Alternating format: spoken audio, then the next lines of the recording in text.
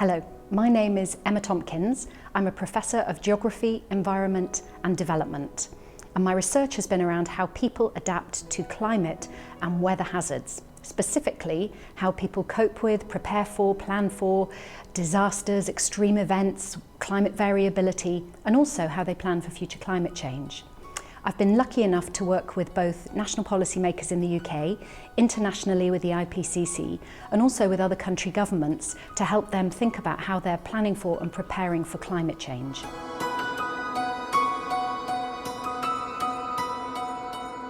I've worked with the national government in the UK, and that was very much about bringing scientists into policy making to try and improve the evidence base of policy within government. I've also worked within an international arena, within the Intergovernmental Panel on Climate Change, long-winded way of saying the IPCC. And in that way, we were trying to bring together all of the scientists around the world to try and think about what do we know about climate change? How is this, are we able to present the state of the art? And that was a very exciting collaboration.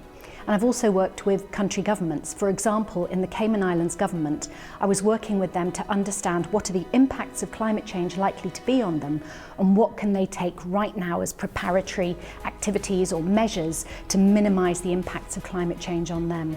It was a fantastic experience, all of them. I couldn't imagine being able to do my job actually without having had those experiences, without being able to see at first hand how the government functions, understanding policy cycles, understanding demands from ministers, understanding that things have to happen quite quickly in a way that often isn't the way we work in academia. Similarly, when I was working in the international arena, working on these large scientific collaborations, it was amazing because we were having to work together in these interdisciplinary teams, bringing together biologists, political scientists, geographers, oceanographers, trying to think about how can we effectively communicate the science that we know to everyone and make it understandable. And in the final area that I've working with country governments, I've worked directly with the government of Australia, reviewing their national climate adaptation plans. I've worked directly with the Cayman Islands government, and it's been really exciting because I've been able to see that my work has made a difference to people's lives.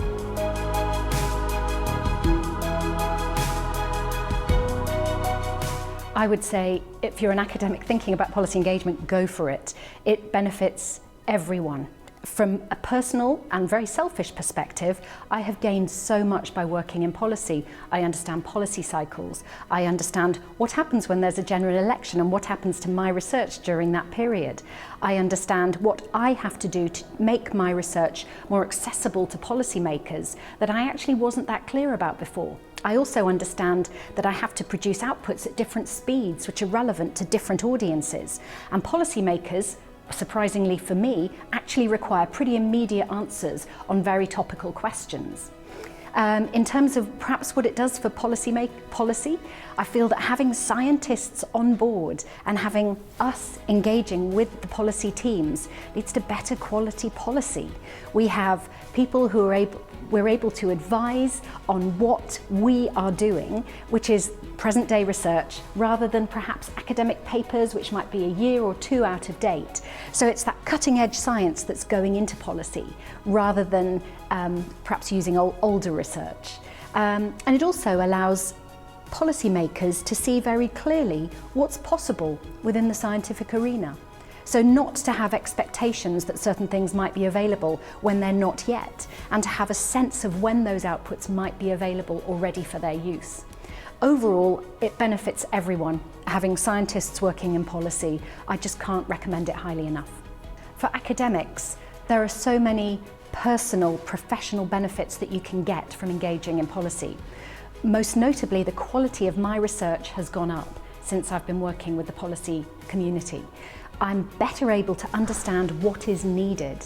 And it's fine doing your research and getting excited about it and finding out why people are behaving in the way they're behaving about climate change. But if I'm writing it up as a research project and trying to sell it to the research community, that's great, they'll use my research. But I'm not changing anything, I'm not engaging with policymakers. When you think about what does a policymaker want from my research, that's when you're able to produce the top quality science papers. Those are the papers that policymakers widely engage with. You know, they want to have this high-level synthesis.